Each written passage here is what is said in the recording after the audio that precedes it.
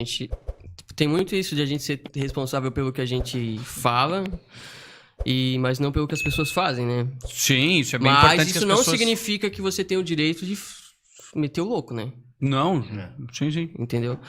Mas de relato, tu diz relato do que aconteceu com pessoas? Não, de louco aí, sei lá, talvez de receber mensagem ou relato louco do cara, de alguém Tem que... alguns relatos que são assim, a maioria, vou ser sincero, desculpa se eu magoei algumas pessoas, mas a maioria, assim, eu não acredito dos relatos que me mandam. Mas tá certo. De fato, eu não Até acredito. porque como é que tu vai acreditar, né? Exato.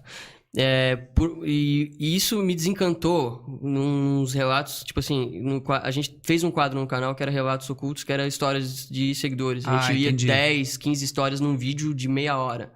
Aí é eu com uma mesa redonda, parecendo um vidente, assim, né? Uma roupa meio, sei lá, meio mais moderninha. Moderninha não. Formal, assim. Formal, nossa. Aí é eu assim, contando a história assim, entendeu? E aí ele estava em casa e tudo começou.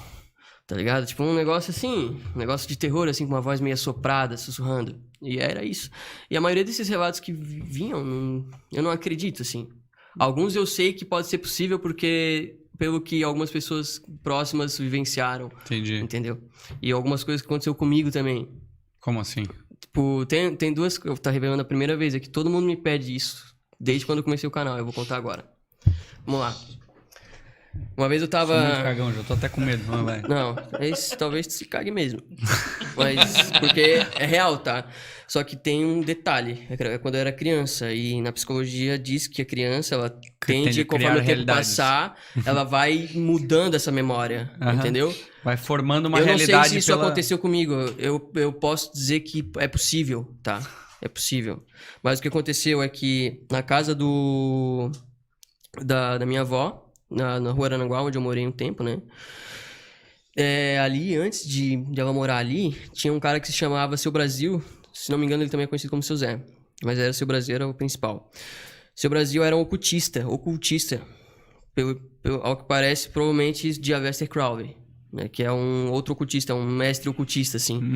Ele meio que seguia a doutrina desse cara, né? Aceita, né? Doutrina é outra parada. Aceita desse cara. E aí...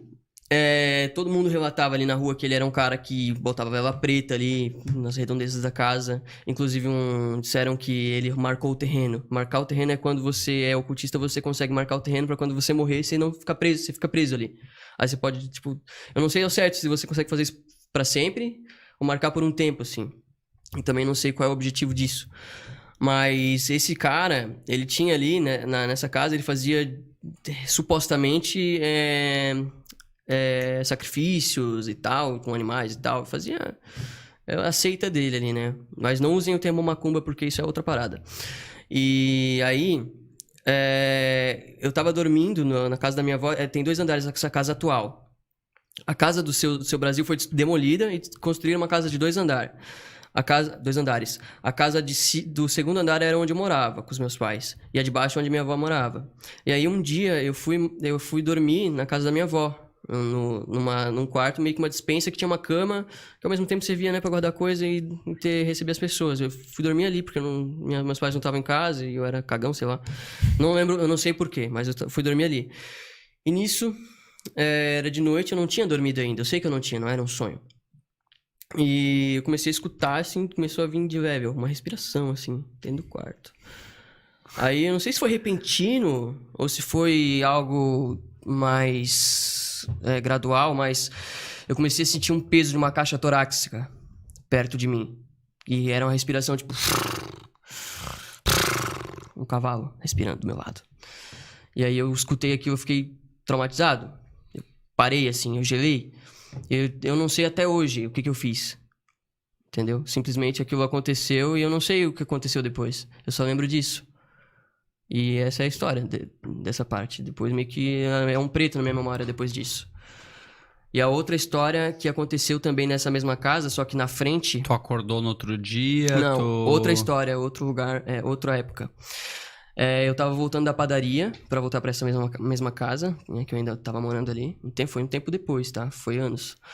E aí eu tava voltando. E eu lembro que uma mulher... tava dirigindo um carro devagar, assim, e eu escutei dentro do carro alguém gritando. E aí ela meio foi parando, e quando ela me viu, ela parou e falou, vem cá, tu tá escutando também? E era um grito, cara, de uma mulher, assim, parecia que tava matando alguém dentro do carro. E ela saiu do carro, era um Ford Ka preto, eu lembro até hoje. Ela saiu do carro, abriu o porta-mala e não tinha nada, abriu o porta-luva, poderia ser uma caixa de som, mas eu sei diferenciar a gravação de uma caixa de som pra alguém gritando, tipo, do teu lado. Não vai produzir aqui que vai estourar o microfone. Mas foi isso que aconteceu. E aí eu fiquei assustado, eu falei, não tô ouvindo. Desconversei e vazei, assim. Saí correndo. E isso aconteceu mais quando eu já era um pouco mais velho. Talvez ali... Eu não falei quantos anos eu tinha na primeira, mas eram uns 6, 7 anos. Na outra eu tinha uns 10, mais ou menos. E essas são as duas minhas histórias. Essas histórias pra mim me assustam mais do que a história que tem... É porque a tua história, tipo assim... Geralmente, na minha cabeça, quando alguém vai contar uma história que chega a assustar e acaba não me assustando, é porque a história é muito perfeita. E ela tem um cenário.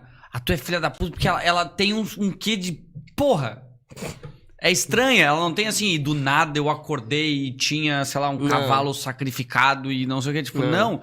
É só um negócio que tu fica assim, tá, mas é uma coisa que tu não vê. É aí assim, é que tá. Fala assim, porra, eu não vi. Se o cara fosse inventar, ele inventaria algo melhor. Tipo, sabe, não tô menosprezando, eu tô dizendo. Exato. Ou seja, melhor não no tem como sentido ser visual. Isso. A narrativa teria, ela seria intencionada pra te fazer sentir medo. Isso. Porque que ele gosta daquele seriado que não tem o final do negócio. Exatamente. Ele mandou Caso igual, velho. sem solução.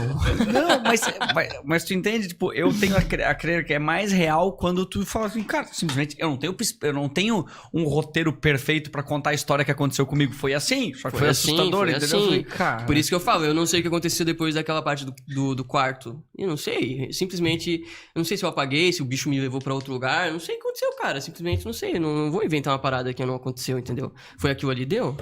Agora fica a teu critério imaginar. Às vezes você imaginar as hipóteses, o que pode ter acontecido, é o que dá mesmo. Cara, uma coisa é alguém assistindo isso. Eu fico pensando o momento que a gente liberar esse episódio no Spotify e alguém pegar esse trecho.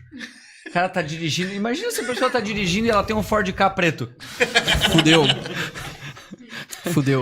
Tá no Spotify, dentro do Ford Ka preto. É bem específico, Ainda porque bem na que época fez que barulho. lançou... na época que esse carro tava em alta. Que esse carro, tipo, o Ford Ka preto era uma febre. Todo mundo queria comprar, mesmo que eram simples, mas todo mundo queria ter aquele carro ali. Que, tipo, era uma opção boa, tá ligado? Então, na época que estourou o Ford Ka, tá? Quem comprou o Ford Ka como é que é o nome? No lançamento aí, ó, fica ligado, se for preto mais ainda. Fala, Sapiens! Gostou desse corte? Então curte, se inscreve, compartilha, nos segue nas nossas redes sociais, que isso ajuda bastante a esse conteúdo chegar a mais pessoas. É isso. Valeu!